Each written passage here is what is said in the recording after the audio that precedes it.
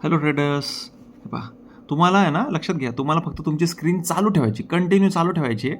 तुमचे कामं झाले की तुमची स्क्रीन परत चालू असायला पाहिजे आणि येतं जातं फक्त त्याच्यावर लक्ष ठेवायचं की आपण काय करतोय, मार्केटमध्ये स्ट्रक्चर काय आहे, कुठे आहे, तेवढं फक्त बघत राहायचं आणि तुम्हाला ट्रेड कंटिन्युअसली ॲक्टिव्ह होत राहतात. फक्त घाई करायची नाही. आता बघा, तुम्हाला जसं दिसत होतं माझा ट्रेड इकडे होता, इकडून मी खालच्या डायरेक्शनला आलो आणि इकडे मी ट्रेड एक्झिट केला, राईट.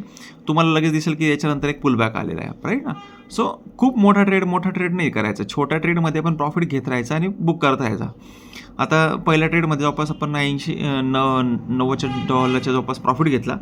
आता इथून मार्केटमध्ये एक पुल बॅक आलेला आहे, राईट ना. इथे मार्केटमध्ये काय झालं, रेड कॅन्डल येत आहे, ग्रीन कॅन्डल येते, राईट ना. परत रेड कॅन्डल येते, पण मार्केटमध्ये बघा जो रेड कॅन्डलचा फ्लो आहे ना तो कमी झाला. इथे रेड कॅन्डलचं प्रेशर ॲब्झॉर्ब झालं आणि मार्केट इथून काय केलं, एक कॅन्डल काढली. आता इथे जे लोक रेड डायरेक्शनच्या कंटिन्युएशनला प्लॅन करत असतील त्यांचा इथे एस एल होता. मग आपण तो एस एल हंटिंगचा ट्रेड प्लॅन केला, ठीक आहे.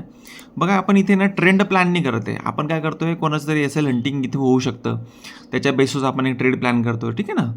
तर कधी कधी ट्रेंड मिळेल, कधी एस एल हंटिंगचा ट्रेड मिळेल, असे त्याच्यामध्ये फरक पडत जातात. तुम्हाला फक्त तो फरक समजून घ्यायचा आहे आणि त्याच्यानुसार ट्रेड करायचा आहे. ओके.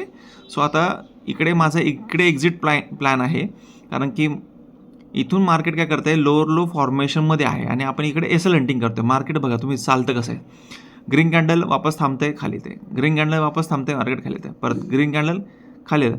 आता यांचं एस एल हंटिंग बाकी, म्हणून आपण ग्रीन कॅन्डल इथे जर एस एल हंटिंग झाले तर आपण त्याच्या बेसिसवर जर ट्रेडमधून जे काही मिळतं आहे ते घेऊ आणि एक्झिट करून टाकू, ठीक आहे. तुम्हाला माझ्याकडून अशा कन्सेप्टनुसार जर ट्रेडिंग शिकायची असेल ना, तुम्हाला नक्की कॉन्टॅक्ट करू शकता. थँक्यू.